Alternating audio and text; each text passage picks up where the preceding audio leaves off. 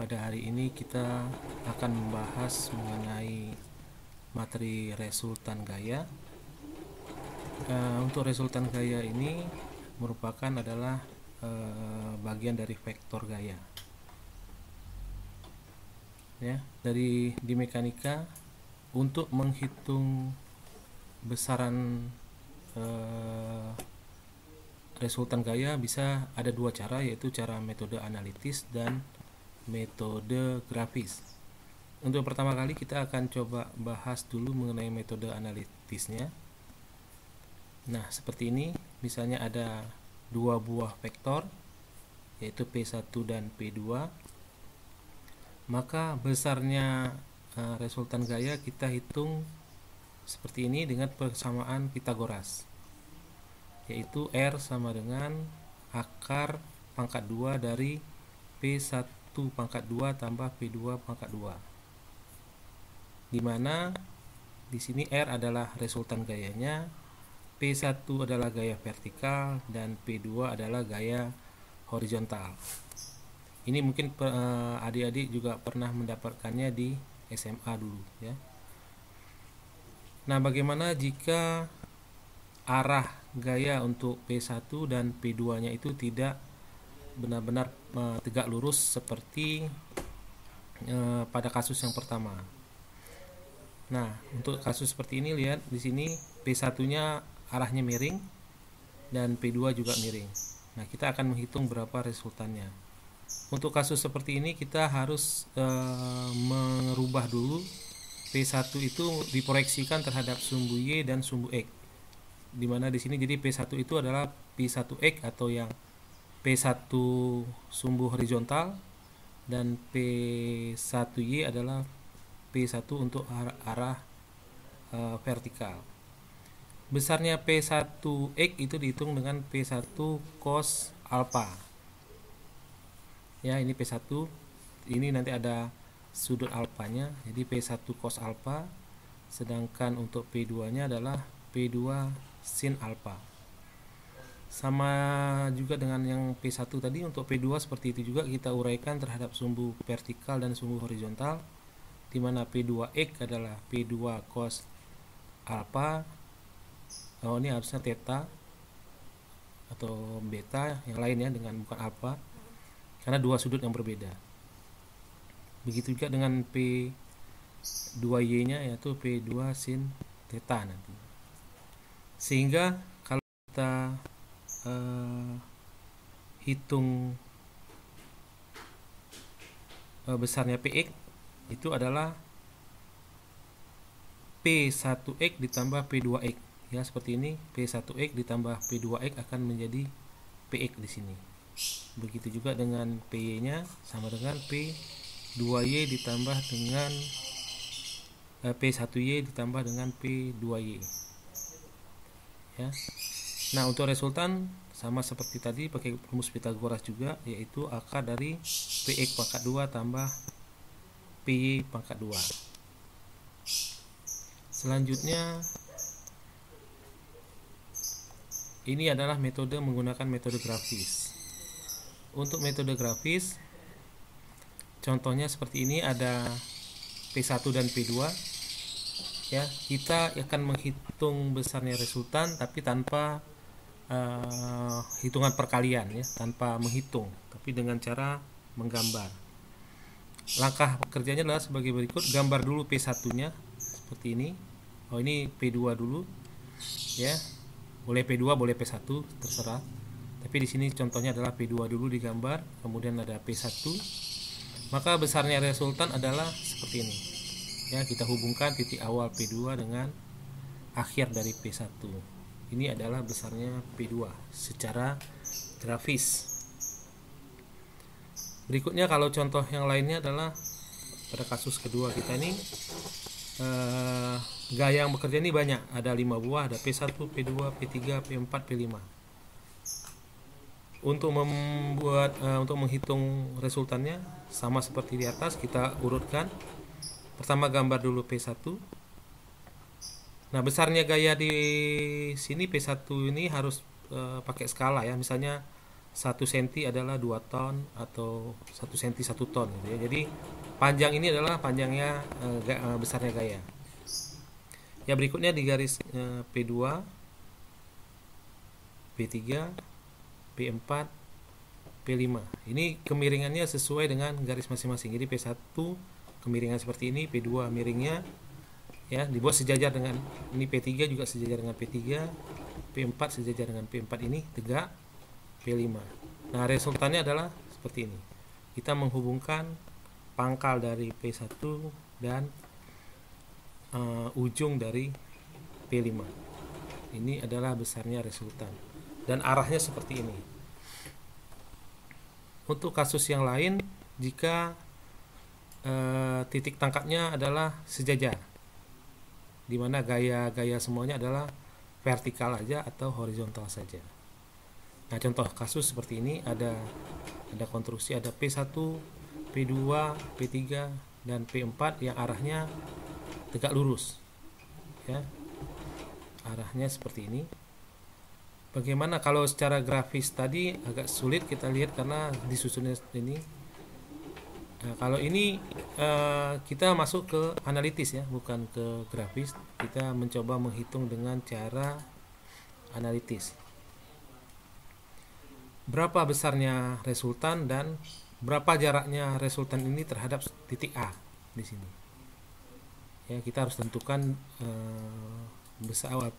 besarnya gaya resultan atau gaya yang mewakili gaya-gaya yang lain ini menjadi satu gaya.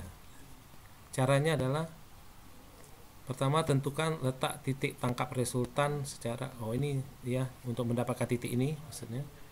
Caranya adalah pertama hitung dulu besarnya resultan, yaitu R sama dengan P1. Kenapa P1 ini nilainya plus? Karena di arahnya ke bawah. Kemudian P2 dinilai min karena arahnya ke atas.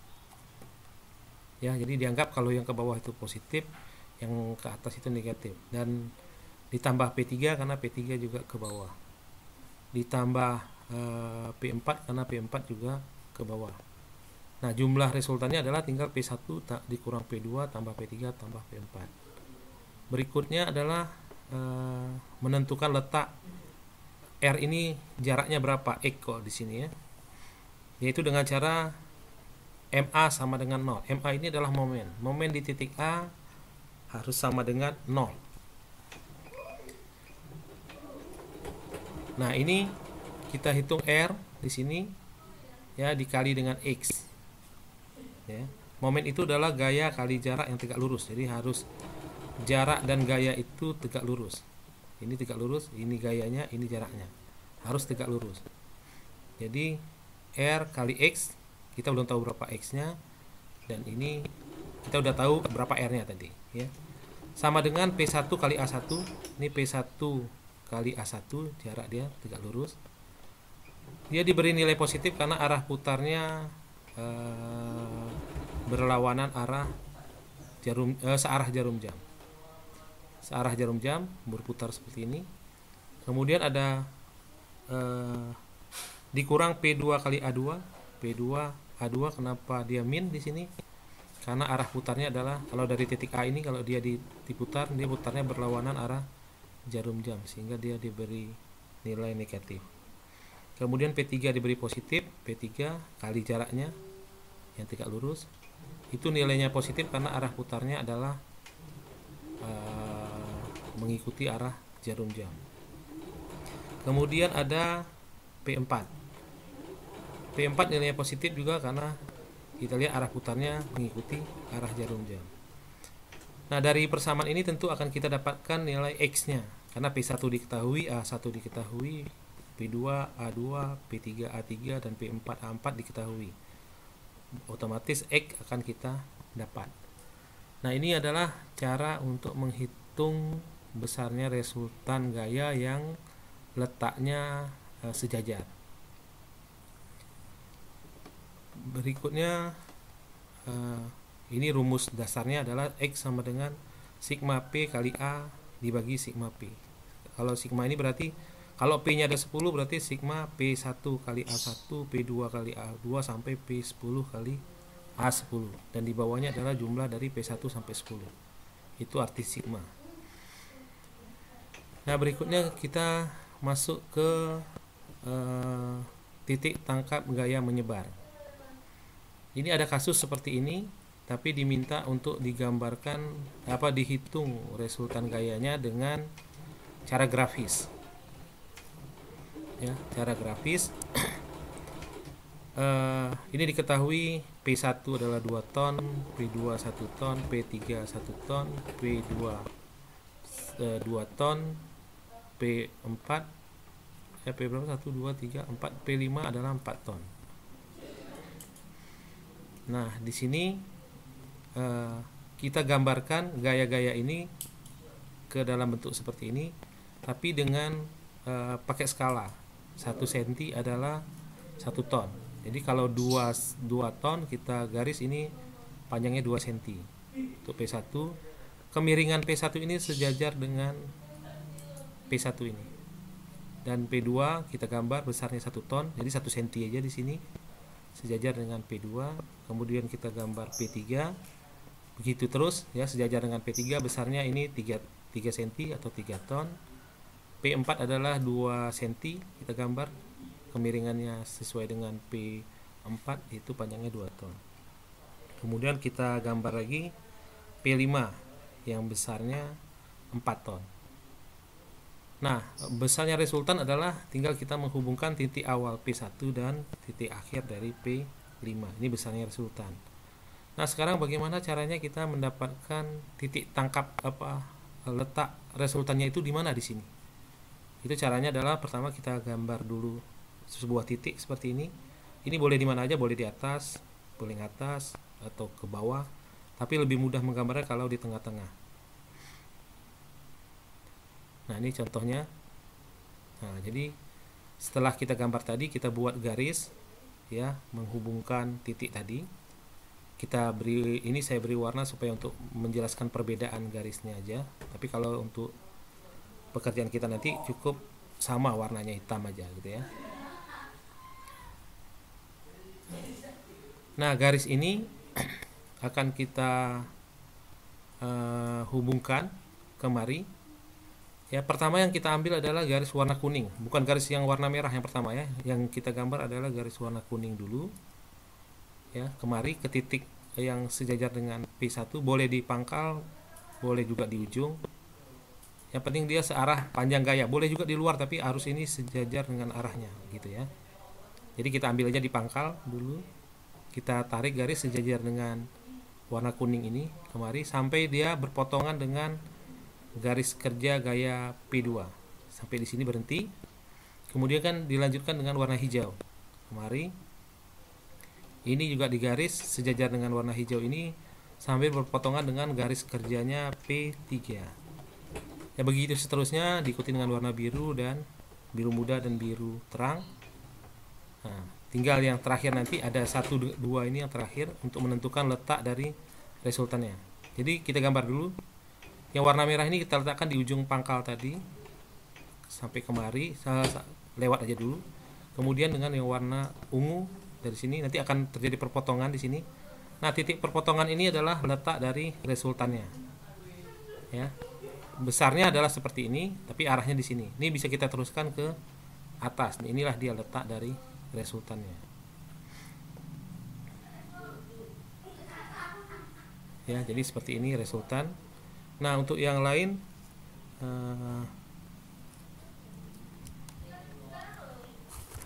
ya kita coba lanjutkan lagi. Ini saya buka AutoCAD ya, biar kita lihat cara membuat di AutoCAD-nya ya. Ini adalah kasus yang gambar di PowerPoint tadi, ada 2T, P1 2 ton, P2 1 ton, P3 2 ton dan P4 3 ton serta P5 yang 4 ton. Nah, berikutnya adalah kita gambarkan gaya ini di samping. Contohnya adalah ya, saya buat garis. Oh, salah, bukan buat garis dulu, saya copy dulu untuk mendapatkan arah kemiringan garisnya yang sejajar dengan P1 ini ya. Ini belum sebenarnya P1 karena ukurannya belum sesuai dengan ini. Nah, sekarang baru saya gambar dulu. P1 nya saya ambil pangkal di sini. Ini saya buat supaya sejajar, saya ketik 2. Nah, ini lihat ya, yang warna putih ini adalah yang besarnya P1, yang panjangnya, nah ini saya hapus yang kuning ya. Kalau kita ukur panjangnya P1 ini, dia karena harus pakai skala, 1 cm adalah 1 ton. Jadi ini panjangnya 2 cm, besarnya 2 ton gitu ya. Dengan cara yang sama, untuk yang lainnya, ini udah saya buatkan biar cepat. Nah, ini jadinya akan seperti ini ya. Ini adalah P1, P2, P3, P4, P5. Dia mengikuti arah kemiringan nih, seperti yang di PowerPoint tadi.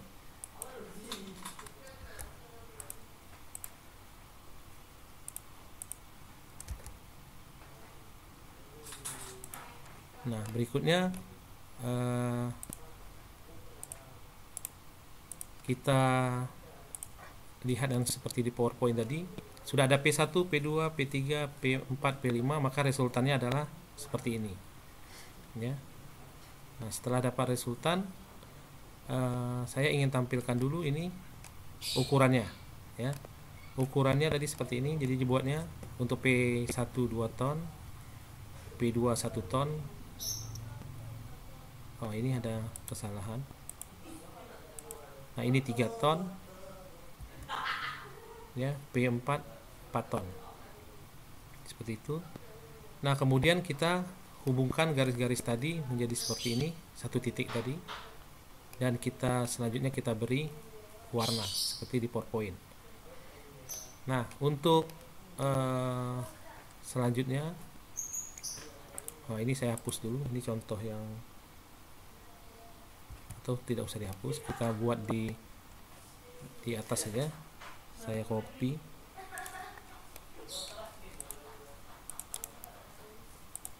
Nah, saya akan buat di sini.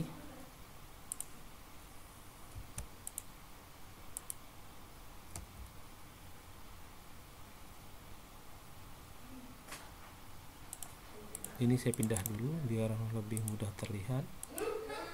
Nah, seperti tadi, caranya adalah, langkah pertama adalah saya pindahkan garis kuning ini ya, dengan cara di copy aja di sini. Ini kemudian saya letakkan dia ini boleh di atas, boleh di bawah, pokoknya sepanjang garis ini. Nah, ini contoh yang lainnya saya letakkan di bawah misalnya ya, di pangkalnya seperti ini. Kemudian garis P2 harus kita teruskan sehingga berpotongan dengan garis kuning ini. Jadi saya perpanjang garisnya di sini, garis P2. Tunggu, belum berhasil.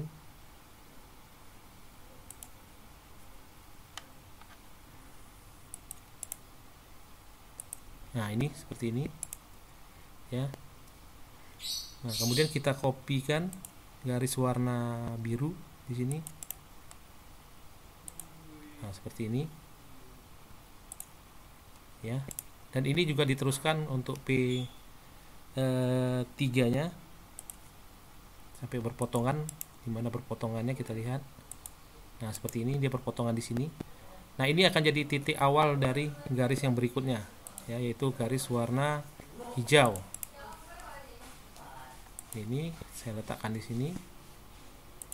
Nah, seperti ini ya. Dengan cara yang sama kita lanjutkan untuk garis warna berikutnya ya, yaitu dengan diperpanjang dulu yang P4. Kemudian kita copy garis warna ungu. Ini kita letakkan di sini ya. Kemudian kita teruskan, kita cari perpotongannya antara garis warna ungu dengan P5. Nah, ini seperti ini ya. Nah, ini saya hapus dulu yang kelebihan garisnya biar tidak mengganggu ya. Ini saya hapus. Nah, seperti ini. Berikutnya adalah kita memindahkan garis warna merah seperti yang saya jelaskan di PowerPoint tadi ke sini, ke titik awal ya, dan garis warna coklat ini ya ke titik ujung ini. Nah, perpotongan ini adalah letak dari resultannya. Ini saya hapus dulu biar kelihatan batasnya. Nah, ini dia ya. Kalau saya copy resultannya, nah ini arahnya seperti ini. Ini titik tangkapnya di sini, arahnya ikut resultan yang ada di samping, dan besarnya juga seperti itu. Nah, garis ini kita perpanjang ke atas supaya tahu letaknya ya. Jadi pertama saya tambah garis dulu di sini sebagai batas untuk perpanjangan garisnya. Oh, salah. Ini dia. Nah, jadi di sini adalah letak resultan gayanya, itu adalah di sini. Ini dia. Nah, ya, ini adalah letak resultannya. Ya, untuk pertemuan kali ini cukup sampai di sini dulu. Ya, nanti untuk pertanyaan bisa ditanyakan di WA atau di jadwal online Zoom di hari Senin depan ya. Untuk yang kurang jelas gitu ya, bisa langsung juga ke WA, akan kita perjelas lagi ya. Saya tutup dengan Assalamualaikum warahmatullahi wabarakatuh.